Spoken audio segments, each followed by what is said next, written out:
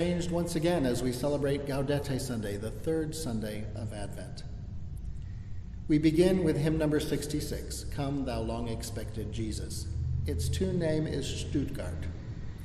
This hymn, for many Episcopalians, is synonymous with Advent and held the position of hymn number 1 in the 1940 hymnal.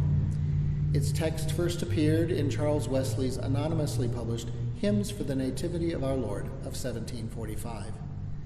Behind this hymn stand Isaiah 9, verse 6, and other messianic passages of the Old Testament, and Christ's redemptive and liberating rule is here seen in all its stages, from prophecy through the incarnation to present sovereignty and final triumph. The original form of the melody by Zahn of 1353 first appeared in a 1715 collection edited by Christian Friedrich Witt.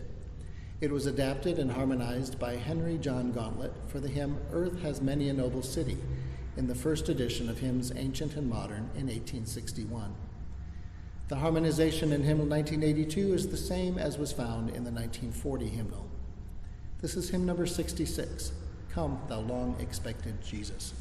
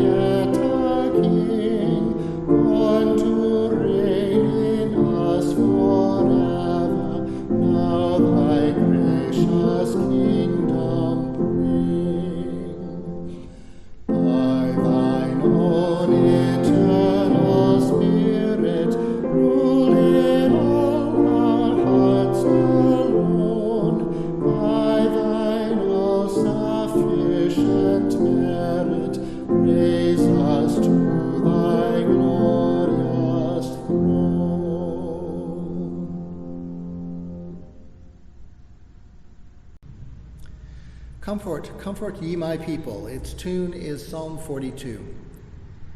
The German original of this hymn was written as a meditation on Isaiah 40, verses 1 through 8, the epistle appointed for the feast of St. John the Baptist. The translation found in the hymnal 1982 is a modification of that by Catherine Winkworth.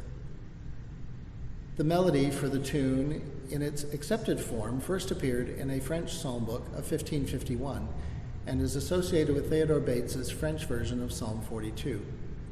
The tune is based on a 15th century French song, and in the early 17th century it was refashioned into a German Lutheran melody. The modern English use of the melody has come through this German tradition rather than through a French line. The melody, with its English translation by Catherine Winkworth, has appeared consistently since 1863. The popularity of this text and tune in North America, in contrast to Britain, where it is virtually unknown, has been mediated through extensive Lutheran use from the latter part of the 19th century. This is hymn number 67, Comfort, Comfort Ye My People.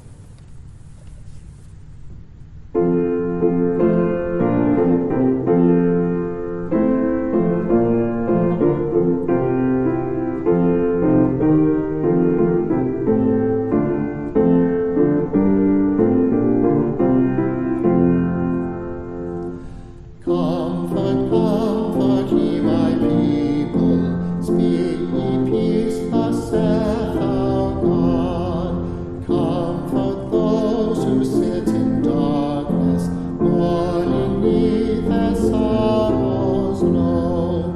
Speak ye to Jerusalem of the peace that waits for them. Tell her that her sins I cover, and her warfare now is over.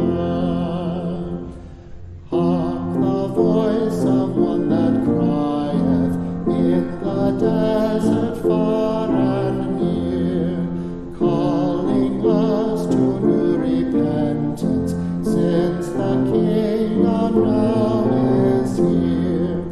Oh, that warning cry obey, now prepare for God away. Let the valleys rise to meet him, and the hills bow down to greet him. Make ye straight what long was crooked, make the rougher places plain. Let your hearts be true and humble, as befits his holy reign. For the glory of the Lord now o'er earth is shed abroad, and all flesh shall see the token that the word is never broken.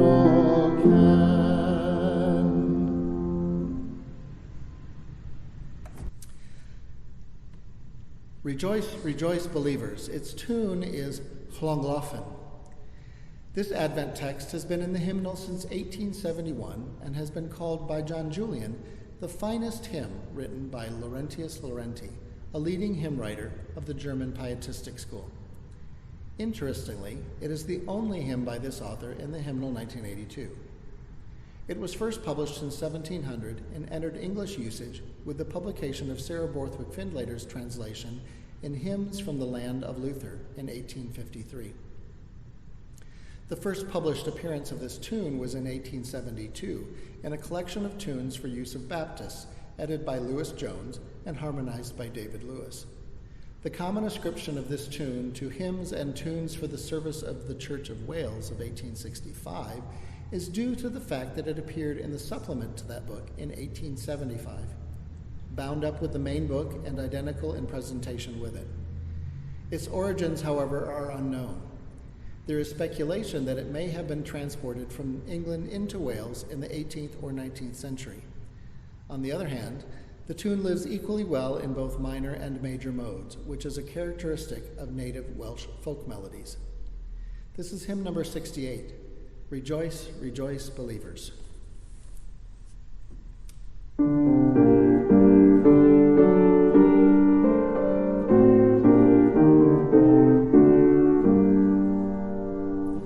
Rejoice, rejoice, believers, and let your lights appear. The evening is at hand, and darker night is near.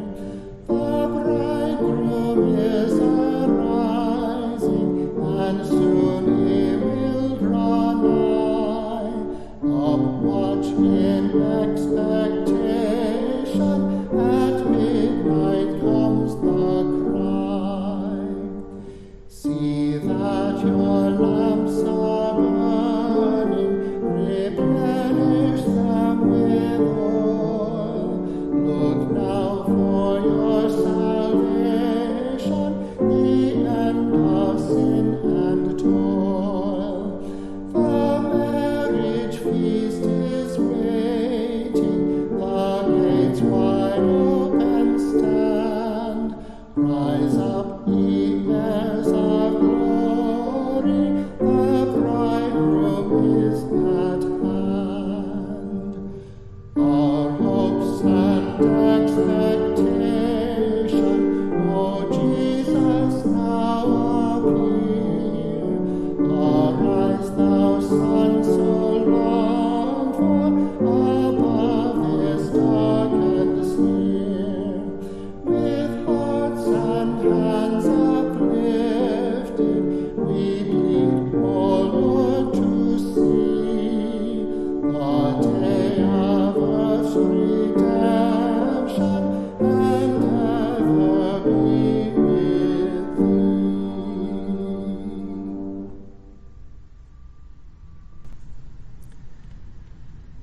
is the Crying at Jordan. Its tune is St. Mark's Berkeley. This poem, written in the late 1950s, voices our response to John the Baptist's crying in the wilderness, his demand that we change our lives in preparation for the coming of the Messiah. Carol Christopher Drake wrote the text specifically for the present tune, which, in her words, quote, evoked a sense of mystery and awe, end quote. This contemporary Advent hymn comes out of the worship life of the parish in the Diocese of California for which the tune is named, St. Mark's Berkeley.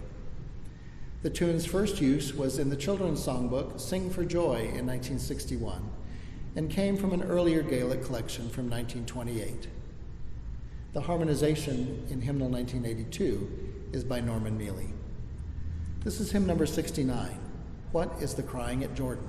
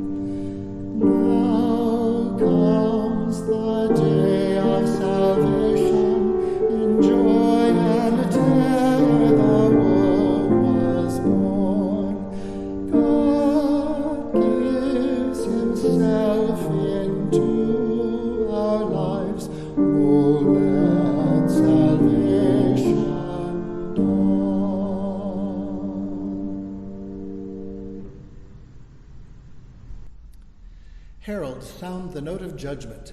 Its tune is Herald Sound. The text, which is appropriate for use at Eucharist on the second or third Sundays of Advent, is rich in imagery and language from Isaiah 40, verses 1 through 5, Matthew 3, verses 1 through 12, and Mark 1, verses 1 through 8. Composer Robert Powell anonymously submitted several tunes for possible inclusion in the Hymnal 1982. Among them was this unison tune, Herald Sound. The martial nature of the text is especially reflected in Mr. Powell's tune. This is hymn number 70, Herald, sound the note of judgment.